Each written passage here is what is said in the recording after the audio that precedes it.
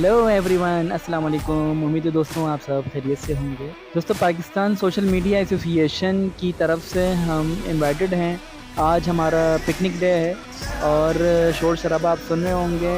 इस वक्त हम आए हुए हैं एक फार्म हाउस जो कि तकरीबन सोराब गोट से 16-17 किलोमीटर अंदर है, नॉर्दर्न बाईपास की तरफ है। ये फार्म हाउस RR के नाम से है। ये तकरीबन 4000 गज पर मुश्तमिल है। तो RR फार्म हाउस जो कि नॉर्दर्न बाईपास पर है। तो ये आप देख रहे हैं कि यहाँ पर मुख्तलिफ जानवर भी हैं और पट्टी भी है। यहाँ पर खेल कूद के लिए एक काफ़ी बड़ा एरिया है और बड़ा अच्छा यहाँ पर इंतज़ाम है। एक पूल है और स्लाइड भी है। यहाँ पर फैमिली के साथ आए, यहाँ पर बड़ा एंजॉय करेंगे। बहुत अच्छा, बहुत साफ़ सुथरा, नीट एंड क्लीन बना हुआ है।